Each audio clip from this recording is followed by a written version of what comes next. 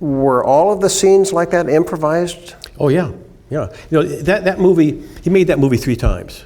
First one was called Rio Bravo, then he did Rio Lobo, then he did El Dorado. It's the same movie. And if you watch all 3 movies, you'll see 5 scenes in it that are similar. And he told me, he said, you don't need to advertise the film, just get 5 scenes that people talk about, the picture will be a hit.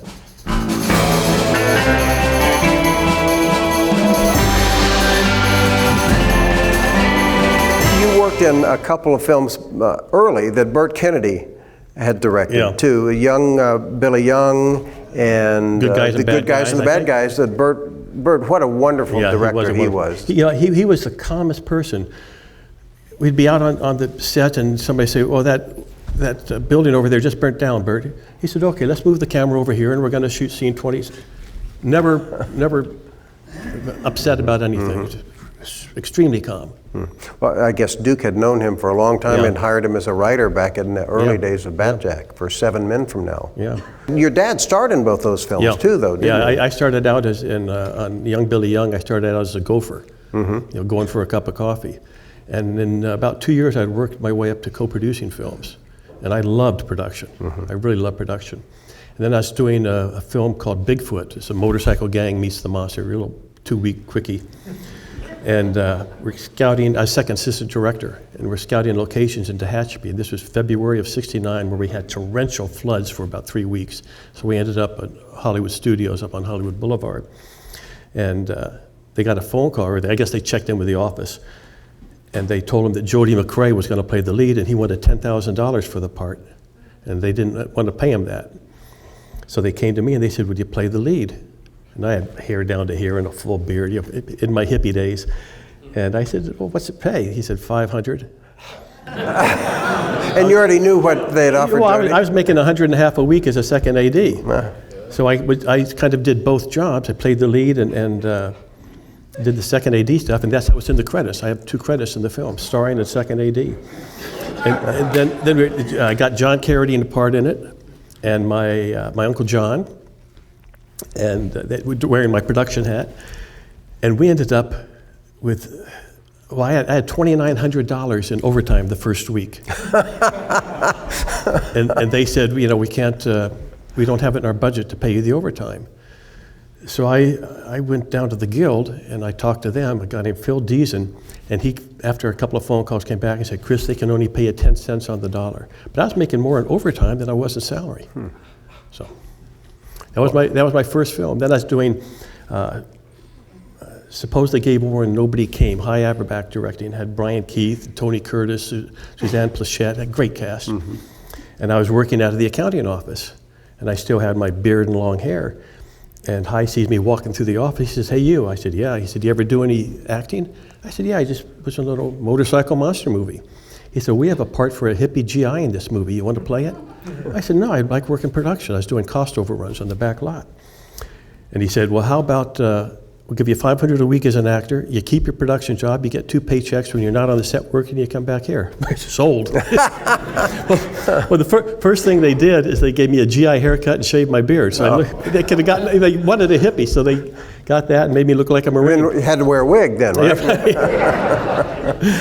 I see in your credits too that you were in Thunder Road. No, that was my brother.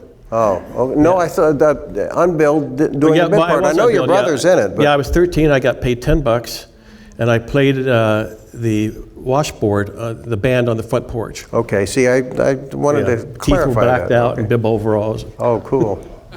Well, that turned into a huge cult movie too. It did. And your dad had that great song. It was a hit. Yeah, he got up in the top 20 with that hit. Yeah. Did you ever want a singing career? Who? You. Me? God, no. No, I sing in the shower and the water shuts off. Mine just gets really cold and then I jump out, so same thing. Yeah. But working with Howard Hawks must have been quite an experience too. Hawks was the film that turned me from doing and acting for a better paycheck to becoming an actor because I loved it. And he was absolutely wonderful. And the studio was going crazy. We're down in Cuernavaca, Mexico, doing the train wreck scene. And the studio came down because they didn't have a script. As a matter of fact, one day walking on the set, Howard says, "Chris, did you ever read the script?" I said, "No, Howard." He said, "You take mine home tonight and read it, but I need it back in the morning." But I never got a script. And we would get on the set, and we'd be handed the pages, and we'd start doing the scene, and he would say, "Well, Duke, why don't you say that line?" And Wayne would say, "Well, I think I should be over here." And we do this collaborative thing and rewrite the dialogue, and there's a secretary doing everything in shorthand. And when we finally did the shot, and Howard said, "Print," he would go and type it up, and that became the page of the script. That's the way they make movies today.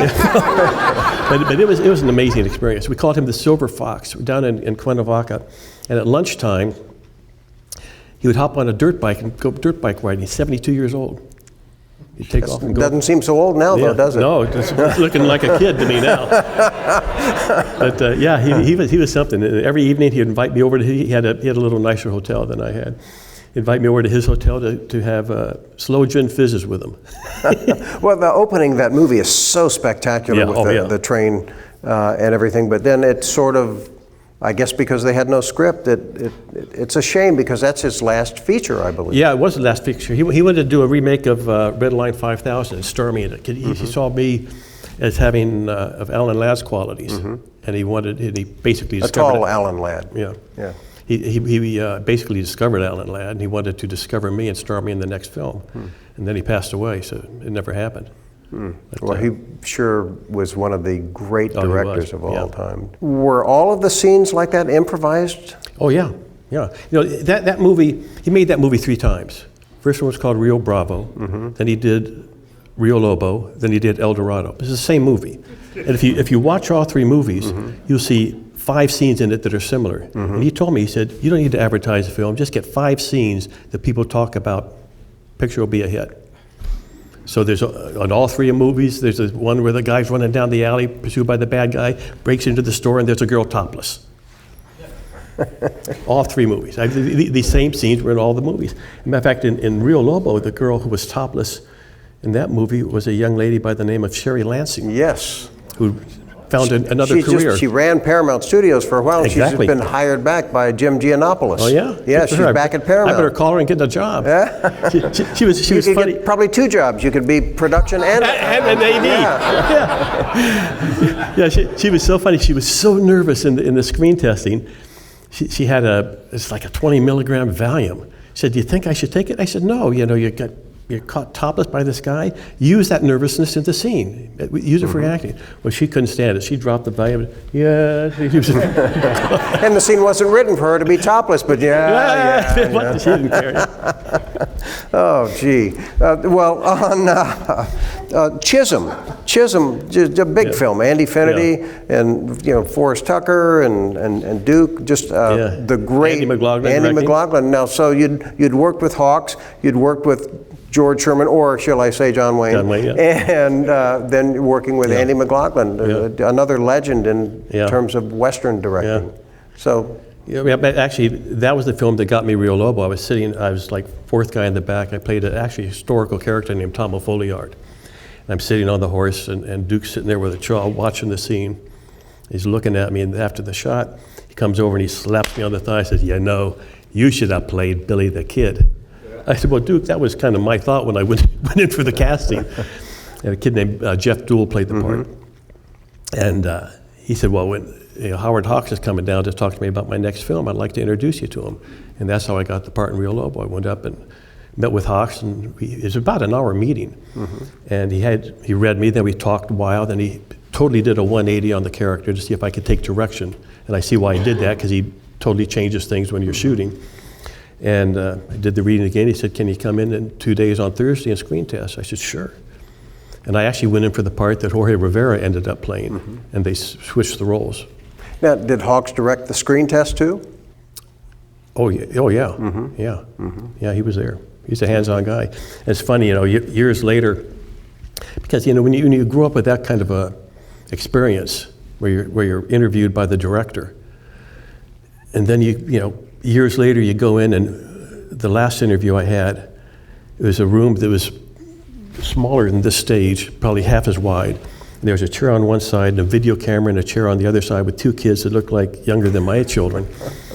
And they said, sit in the chair, here's your size. I said, okay. He said, I'm going to read you off camera. I said, okay. He said, slate yourself. I said, slate myself? He said, say, I'm Chris Mitchum for the part of. So I did that. We go through the line. And he's looking at my resume. He said, oh, you were in a couple of films with a guy named John Wayne. Was he any relationship to the John Wayne? And I realized Duke had died before these kids were born. I said, what am I doing here? Yeah. So I basically just dropped out. You know, I couldn't deal with that kind of thing. Now you don't even meet the would-be second or third casting director. You send it in on the internet. On your phone, you shoot it on your phone and send it in. Hello, my name is Rob Word, and I'm auditioning for the role of Woody Strode in the remake of Sergeant Rutledge. I'd like to thank Chris Mitchum for joining us today on A Word on Westerns, and a special thanks to all of you Western fans out there who make this possible for us. Please share, like, and subscribe to A Word on Westerns. Adios. We'll see you next time.